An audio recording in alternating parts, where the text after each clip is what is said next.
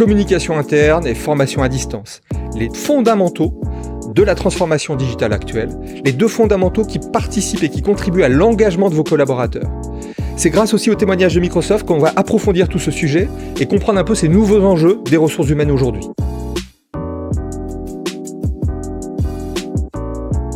Bonjour à tous, je m'appelle Frédéric Kanzmann, je suis le fondateur de MySerious qui depuis 6 ans est un leader dans l'accompagnement, le développement des nouvelles compétences par les solutions digitales sur mesure. Et puis nous avons aussi créé la solution Edmill, donc c'est une espèce de concentré de notre savoir-faire dans un outil qui permet de créer soi-même des formations digitales. De nombreux termes ont émergé pendant cette période qui nous chamboule profondément. C'est d'ailleurs pas forcément un chamboulement, c'est plutôt une accélération de la digitalisation de la société. Notre façon de travailler, les outils de travail ont vraiment profondément évolué, tout se digitalise et par rapport à ça, on doit savoir comment l'utiliser. Alors, si on revient sur ces termes, reskilling, soft skills, upskilling, power skills, outskilling, la vraie révolution que connaît aujourd'hui ce qu'on appelle le digital learning, c'est finalement le marketing et les nouveaux termes. Après tout, rien de nouveau sous le soleil. L'upskilling, c'est finalement la formation, présentielle ou distancielle. Le reskilling, c'est ce qu'on appelait la mobilité interne. L'outskilling, c'est finalement l'employabilité. Et la formation s'est engagée depuis longtemps à développer ce type de savoir-être, c'est-à-dire les soft skills. Donc aujourd'hui, par contre, c'est vrai qu'il y a une profonde accélération dans l'apprentissage. On ne doit plus apprendre sur le rythme que nous avions les précédentes décennies, et encore plus si on compare avec les siècles précédents. Donc aujourd'hui, il faut apprendre très vite de nouvelles choses. Développer ces compétences nécessite donc effectivement des attitudes, des comportements, de curiosité, de proactivité, de confiance, de collaboration. Et ça, pour les développer, il faut absolument continuer ce mixage que nous avons aujourd'hui dans les apprentissages. C'est-à-dire que ce qui fonctionne très bien, c'est le blended learning, c'est-à-dire ce mélange entre tout ce qui va être synchrone, présentiel, classe virtuelle, etc. et tout ce qui va être asynchrone, ces exercices qui vont me permettre, moi, de développer finalement mes vrais leviers d'action, développer mes points de progrès et en même temps travailler sur mes compétences et continuer de les développer également.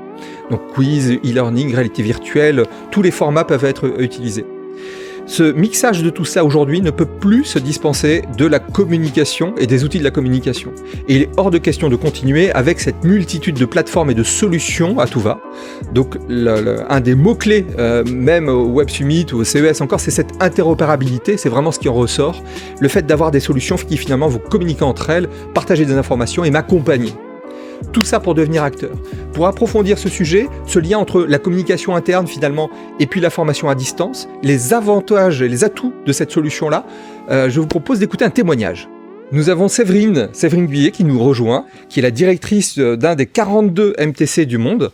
Alors, qu'est-ce que c'est que le MTC chez Microsoft ? Oui, bonjour. Alors, le MTC, c'est le Microsoft Technology Center. C'est également appelé le Centre des innovations. C'est un petit peu un observatoire de tout ce qui est transformation digitale, puisque nous parlons avec beaucoup de clients qui nous expliquent leurs enjeux. Et le but du jeu du MTC, c'est de les aider à répondre à ces enjeux via forcément les solutions Microsoft, mais également celles de nos partenaires. Avec ce prestigieux observatoire de la transformation digitale, vous êtes forcément aux premières lignes de ce développement des compétences. Est-ce qu'elles évoluent ? Est-ce que vous en attendez de nouvelles ? Est-ce que vous travaillez sur cette évolution des compétences de demain ? Alors, les compétences, c'est vraiment le cœur du sujet actuellement, puisque avec l'augmentation de tout ce qui va être intelligence artificielle, tout ce qui est autour de la tech, finalement, demande de notre côté également une tech intensity et donc toujours se renouveler, toujours apprendre de nouvelles choses parce que les acquis d'hier seront pas ceux de demain. Et donc, en fait, on est vraiment dans un apprentissage continu et forcément, la formation devient encore plus essentiel que ça n'a pu l'être dans le passé. Donc, il faut apprendre tout le temps et il faut donc des outils pour bien apprendre. Et l'intelligence artificielle que vous évoquez, ça peut être vraiment un des moyens qui peut aider au développement des compétences pour vous ? L'intelligence artificielle est un des moyens et une des raisons en fait pour laquelle également il faut développer les compétences parce que l'intelligence artificielle n'est que artificielle et donc il y a besoin de gens qui ont les compétences pour pouvoir permettre d'avoir une intelligence artificielle qui soit éthique, qui soit performante et fiable. Donc on a besoin que l'humain soit avant tout formé dans ce sens-là. Très bien. Et dans ces nouvelles compétences, vous pourriez en citer quelques-unes, celles qui évoluent, celles qui grandissent ou qui seront nécessaires demain? Alors, il y a toutes les compétences autour de la tech, hein, comme je disais, il faut de plus en plus apprendre à maîtriser l'outil digital et donc l'outil digital est quand même avant tout technologique. Donc, il y a toutes les compétences autour de la technique. Ensuite, je pense que tout ce qui est formation autour de l'éthique est super important aussi. Donc, on va plutôt être dans le soft skill, comme on dit, sur quels sont les behaviors, la diversité, l'inclusion. Donc, toutes ces compétences-là sont des compétences qu'il faut maîtriser. Et il y a aussi le retour de toutes les compétences passées qui ne doivent pas être oubliées. Et donc, comment est-ce qu'on continue à se former sur l'ensemble de tout cela? Avec le contexte, il est vraiment très difficile aujourd'hui de pouvoir garder l'engagement de tous les collaborateurs. Comment est-ce que chez Microsoft, vous vous en sortez et quels sont les moyens que vous avez mis en place et quelles sont les recommandations que vous pourriez avoir pour les entreprises? Alors, chez Microsoft, déjà, on avait la chance d'avoir déjà une utilisation assez importante du télétravail. Donc, on connaissait, bon, là, ça a été pour tout le monde quand même un petit peu forcé et à 100%, donc c'était un petit peu plus difficile. Cela dit, on était équipés, donc on a nos outils de collaboration comme la plateforme Teams qui nous permet de rester en contact et de continuer à collaborer ensemble sur les travaux que nous entreprenons. Maintenant, voilà, les outils de collaboration sont juste essentiels. La sécurité qui va autour sont également complètement essentiels. Le télétravail à 100% avec la famille à domicile, ça implique une perte de matériel, des ordinateurs qui cassent. Et le fait de pouvoir avoir des outils qui sont performants et qui nous permettent de récupérer notre data, peu importe le device, ça change tout. Donc après, pour maintenir le lien, on a besoin de ce lien social qui nous manque. Bon, on passe forcément par les outils de collaboration, même si c'est sans doute pas ce que tout le monde préférerait aujourd'hui. Mais garder un contact avec les gens, créer des cafés virtuels, discuter de sujets qui soient pas forcément que professionnels, c'est aussi la meilleure des façons pour envisager le futur. Et justement, dans ces petits moments d'échange, préparer le futur ensemble sur comment est-ce qu'on a envie de travailler demain, comment quand la pandémie sera finie et qu'on pourra tous ressortir ensemble, comment est-ce qu'on voudra envisager le travail? Eh bien, le préparer maintenant nous aide à nous projeter et aide à maintenir les équipes un peu plus motivées pour avancer. C'est deux pistes vraiment très intéressantes que vous nous confiez là, qui sont à la fois la possibilité de pouvoir amener chaque collaborateur à réfléchir au futur et à co-construire, donc à être un acteur, et donc ce qui permet de maintenir l'engagement. Et en même temps, c'est vrai qu'on a tendance à oublier la communication informelle, comme vous le soulignez, c'est-à-dire c'est finalement tout ce que nous partagions avant à la machine à café, dans les couloirs, dans les bureaux, au moment de la pause déj. Et tous ces moments-là, ils disparaissent avec le télétravail. Et donc c'est important de leur laisser une place, de créer des canaux de discussion, des événements distanciels qui permettent de retrouver tous ces moments de partage informels et qui permettent effectivement de maintenir l'engagement. Il y a aussi dans ce que vous soulevez la capacité à mobiliser les gens, à repenser le futur, à les investir en fait avec nous sur les enjeux d'aujourd'hui, à repenser demain. Et ça, c'est aussi un des vrais leviers de l'engagement des collaborateurs. Mais alors, pour accompagner tout cela, est-ce qu'aujourd'hui, on a justement, vous avez évoqué aussi la sécurité qui était nécessaire quand on utilise telle solution.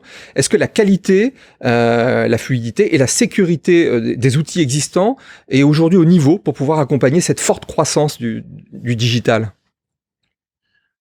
À mon humble avis, je pense que oui. J'utilise Microsoft Teams de manière quotidienne dans mes activités professionnelles et pour mon engagement avec les équipes du MTC de manière informelle.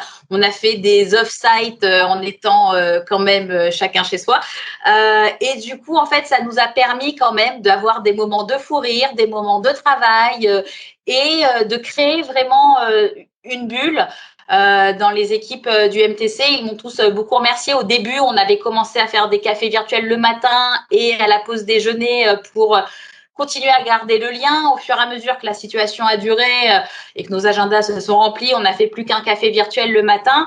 Mais ça, c'est des moments importants pour nous. On parle pas forcément de travail, loin de là. On se raconte comment ça va et comment ça va pas. Et justement, ces moments-là sont super importants pour créer le lien. Après, on a aussi le risque, quand on travaille avec des équipes étendues, d'oublier que derrière l'ordinateur, il y a vraiment un humain. Donc, d'envoyer juste des petits pings comme ça qui peuvent parfois être un peu difficiles. Donc, vraiment, à chaque fois, moi, je remets le contact vidéo pour pouvoir vraiment se rendre compte de l'émotion des autres, etc. Donc, à mon avis, les outils sont complètement aujourd'hui à jour pour nous permettre de garder ce lien-là.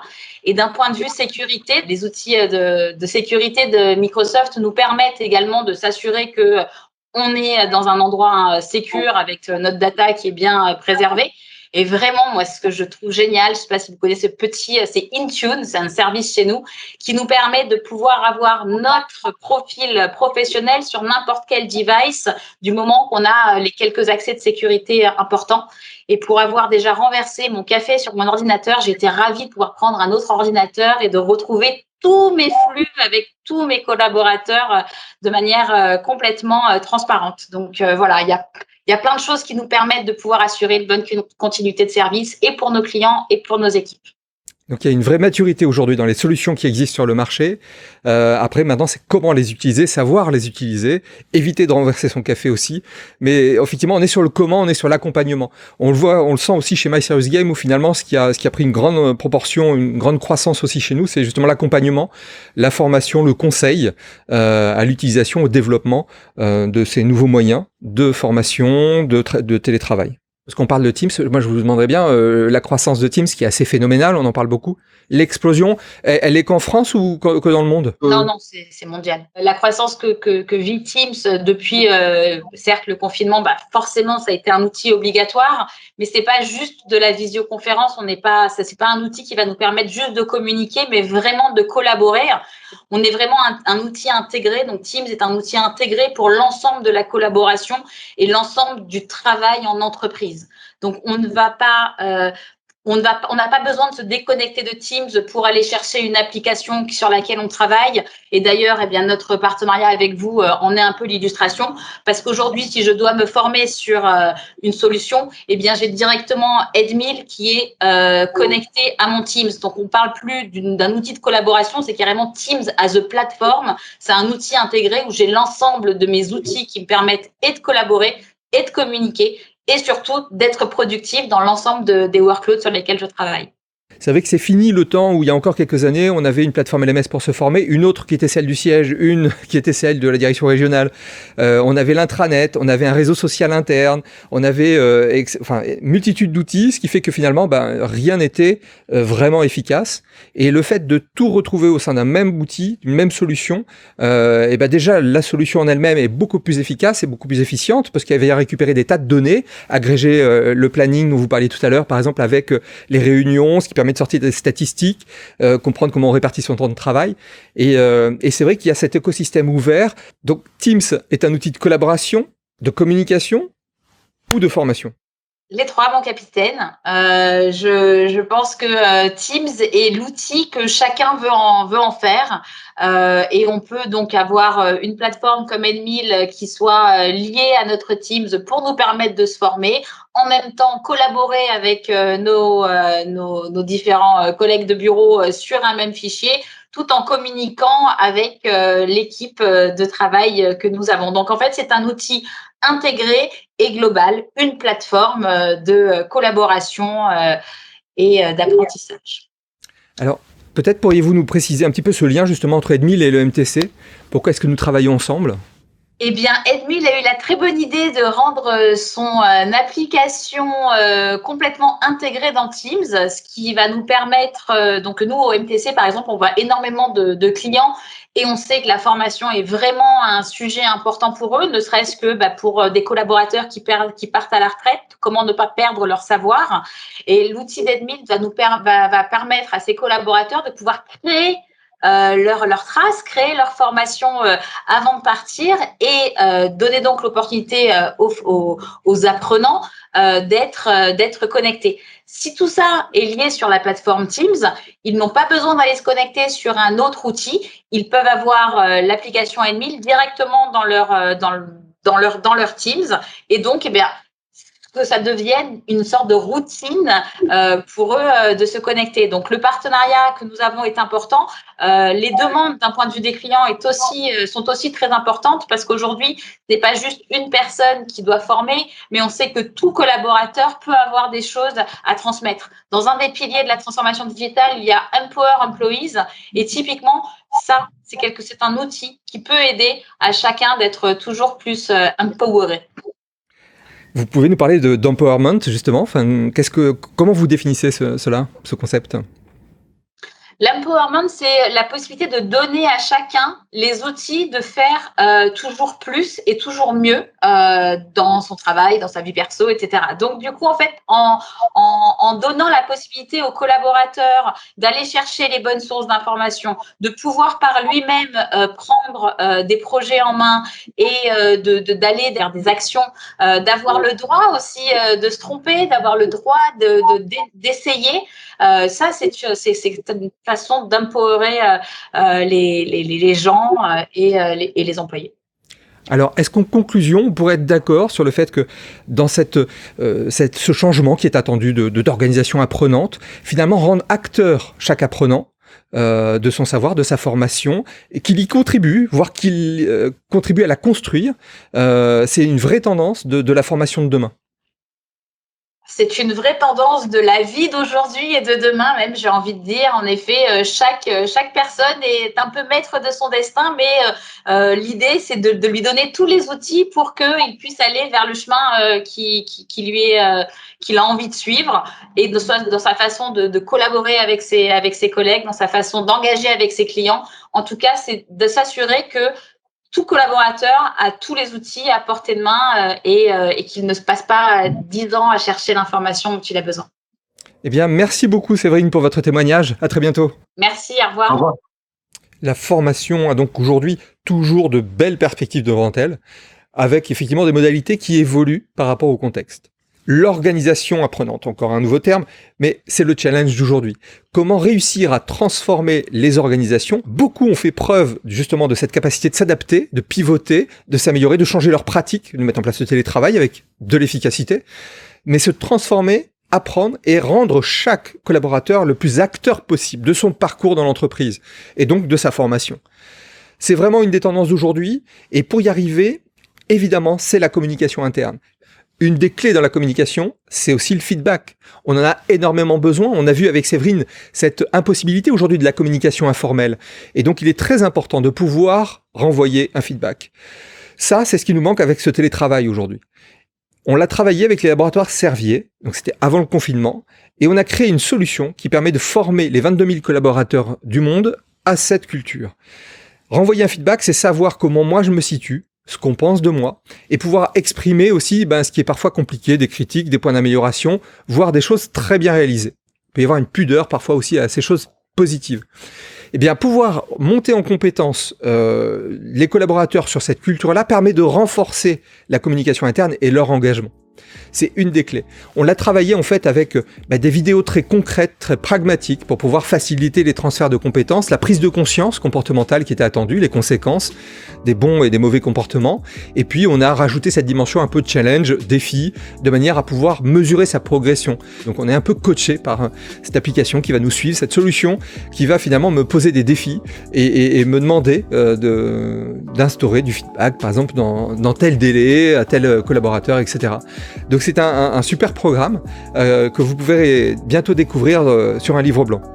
Les solutions sont donc là. Elles sont accessibles, elles sont disponibles, elles sont diverses et elles permettent de renforcer cette communication et cette formation, donc l'engagement.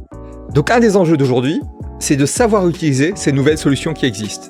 Savoir les utiliser avec qualité.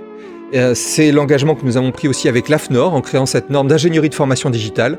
Un des combats que nous menons aujourd'hui, c'est vraiment sur cette dimension qualitative de ce qu'il convient de faire. La gamification, la stratégie de formation, tout ça se pense avec de vraies méthodes et ne s'improvise pas. Aujourd'hui, on le voit aussi avec cette digitalisation à tout va, avec énormément de conséquences. Que ce soit des classes virtuelles qui soient ratées, que ce soit par des formations inutiles, des moteurs gamifiés qui finalement n'apportent rien et desservent au contraire l'intérêt, l'enjeu pédagogique qui est derrière. Donc cette dimension qualitative dans l'utilisation, dans le comment utiliser ces outils, est vraiment un essentiel aujourd'hui. C'est ce que nous avons vraiment souhaité, c'est la philosophie pour Edmil, cette solution qui permet en fait d'être accompagné dans la conception et la diffusion de contenus de formation. Associées à des solutions comme Teams, elles permettent vraiment ce collaboratif. Donc on va contribuer ensemble à créer des contenus. On va pouvoir mettre tous les experts de l'entreprise ou tous les collaborateurs dans cette position de formateur parce qu'ils vont être guidés par un moteur pédagogique. Donc même sans expérience en pédagogie, ils vont pouvoir utiliser cette solution. En tout cas, c'est nos convictions d'aujourd'hui de mettre chacun acteur et c'est développer indirectement en fait ces soft skills, ce comportement qui sont vraiment attendus aujourd'hui dans les entreprises. Finalement, le vrai progrès, c'est l'homme. Développer qui nous sommes, notre valeur ajoutée, notre complémentarité par rapport à la machine et ses formidables évolutions. La machine d'intelligence artificielle, le calculateur quantique, les progrès qu'il va amener sont absolument formidables. Mais nous devons rester centrés en fait sur l'humain, ses qualités, et développer ce qu'on appelle aussi les soft skills. Finalement, c'est rien d'autre que être un homme, être une femme aujourd'hui, c'est-à-dire avec sa curiosité, son sens artistique, avec son caractère, avec la confiance qu'elle peut apporter aux autres ou à soi-même. Et c'est développer des solutions qui viennent aider et développer cette qualité d'humain. Cette collaboration entre les solutions digitales, cette collaboration entre l'homme et ses solutions digitales, elle est vraiment essentielle. Ce qui fait vraiment sens, et c'est du coup aussi ce qui nous anime chez My Serious Game depuis la création, c'est cette phrase, l'homme au centre et l'innovation autour.